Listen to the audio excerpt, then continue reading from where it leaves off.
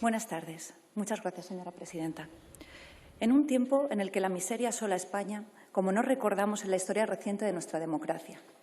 En un tiempo en el que el luto y el dolor asolan y llenan de desolación los hogares españoles, solo interrumpido cada día a las 8 de la tarde, cuando con esperanza nos asomamos a los balcones para aplaudir a los verdaderos héroes sin capa que están siendo en esta lucha contra la COVID.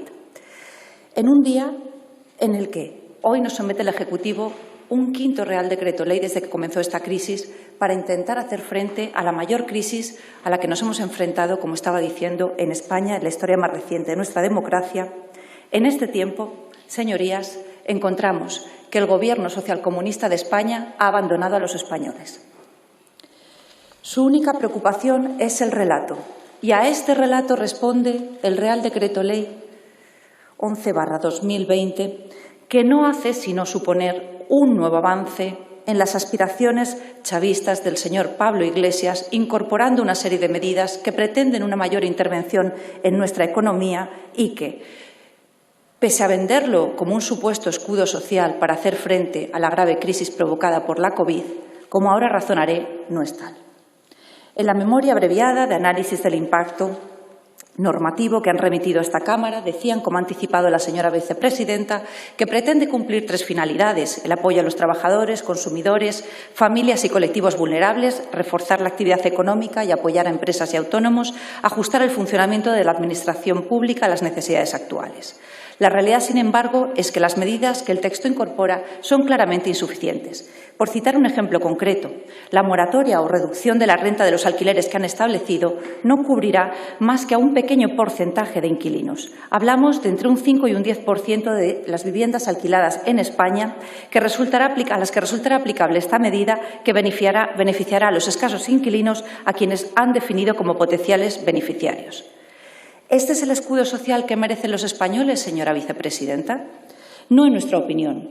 En Vox decimos que hasta ahora los españoles han trabajado para mantener al Estado y que precisamente por ello, en esta situación crítica, es al Estado al que le toca trabajar para mantener a los españoles. ¿Cómo? Pues, entre otras medidas, abonando el salario a los españoles, trabajadores y autónomos que se han visto impedidos de trabajar durante el periodo del estado de alarma y sus prórrogas, procediendo de esta manera a estar verdaderamente a su lado. Señores del Gobierno, siguen ustedes instalados en la más absoluta improvisación, y este decreto ley no es sino una nueva muestra de ello. Como no reducen el gasto político y los ingresos son limitados, como bien sabe, señora vicepresidenta, se ven obligados a recurrir al fondo de contingencia.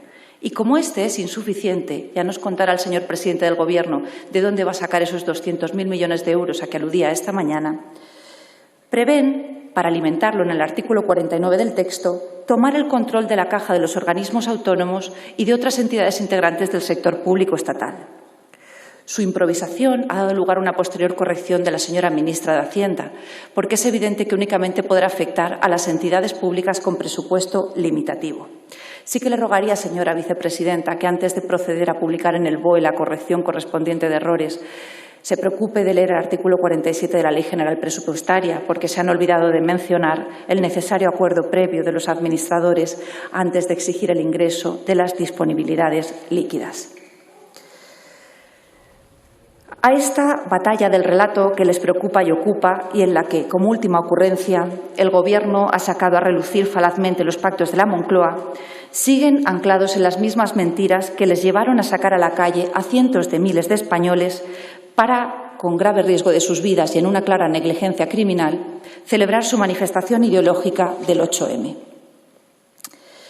Pero ustedes, como les digo, siguen anclados en las mentiras. Mienten en el número de vidas que están padeciendo la crisis de la COVID, que estamos perdiendo. Y no lo digo yo, lo dijo en primer lugar el presidente de los profesionales funerarios. Posteriormente, las comunidades autónomas, incluidas esas mismas que gobiernan por su mismo color político, que hablan hasta el doble de muertos respecto de los datos oficiales del Gobierno. Y lo ha dicho en último lugar el Tribunal Superior de Justicia de Castilla-La Mancha, que habla de hasta un triple mayor número de muertos de los que el Gobierno está proporcionando datos oficiales. Por eso son ustedes, como ha señalado el presidente de Vox, el Gobierno del bulo. Quieren ocultar su negligencia criminal, Pero los casi 800 fallecimientos diarios que se están produciendo en España, y eso con sus cifras maquilladas, les convierten en el Gobierno que es responsable en el mundo del mayor número de muertos por millón de habitantes. Esa es la realidad. El peor Gobierno en el peor momento posible. ¿Y saben cuál es el colmo de la indecencia? Que con esta realidad lo que tengamos que aguantar es un Gobierno que está lleno de soberbia, con un arrogante ministro del Interior, que lo que sale a decir a los medios de comunicación es que este Gobierno no tiene ningún motivo para arrepentirse de nada. Si estuviera aquí el señor Marlaska, podríamos decirle abiertamente que él precisamente tiene mucho que tapar, porque coincido con el señor presidente del Gobierno, como indicaba esta mañana, en que esta crisis no tiene culpables. Y es cierto, esta crisis no tiene culpables, pero sí tiene responsables. Y el señor Marlaska específicamente es responsable del fallecimiento a la fecha de 8 guardias civiles, 2 policías nacionales, la esposa de otro compañero fallecido en Granada, un funcionario de prisiones en Alicante, así como el absoluto desamparo de sus familiares, al igual que responsable de haber cesado al jefe de prevención de riesgos laborales, el señor Nieto, a finales de enero, precisamente por salir a la luz un protocolo de prevención en la lucha contra la COVID y acusársele a 3 meses de su jubilación de generar alarma. Le anticipamos, señora vicepresidenta, que el Grupo Parlamentario Vox va a abstenerse, porque no solamente estas medidas son insuficientes, sino que, a mayor abundamiento, incurren en la ignominia, como ya hicieron con el Real Decreto Ley 8/2020, de nuevamente hacer rapiña de la miseria que está asolando España. Y, al igual que recurrimos ante el Tribunal Constitucional dicho Real Decreto Ley por incluir al señor Iglesias y blindarle la comisión que controla el CNI, procederemos a recurrir este Real Decreto Ley en la medida en que, ante la grave crisis sanitaria, económica y social que está asolando a nuestro país, lo que ustedes han hecho es otorgar una subvención de 15 millones de euros procediendo a rescatar a los medios de comunicación audiovisuales, que tal y como están demostrando a diario, estos medios sobornados no son sino un instrumento al servicio del fin que ustedes verdaderamente persiguen. Ese relato que le mencionaba al inicio de mi intervención, señora vicepresidenta, porque son, en realidad, activistas y medios propagandistas. Concluyo ya, señora presidenta. Por más que intenten hacer ver que están ustedes labrando un escudo social para proteger a la ciudadanía, el pueblo español no va a olvidar que, al igual que en la crisis de 2008 y en 2011 con el Gobierno popular se rescató a los bancos y se abandonó a los españoles, ustedes ya han abandonado a más de 8.000 personas de mayor edad que han fallecido en las residencias y los han desahuciado, no permitiendo que tengan acceso a las UCIs cuando tienen más de dicha edad. Para concluir, señora presidenta, el señor Sánchez quiso pasar a la historia por haber desenterrado a un hombre. Por desgracia, ha cumplido su objetivo y se le recordará como Pedro el Sepulturero.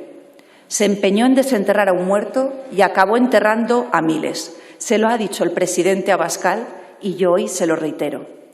Paguen las nóminas de todos los españoles y váyanse, por favor. Están en juego la vida de miles de ciudadanos. Gracias, señora presidenta. Muchas gracias.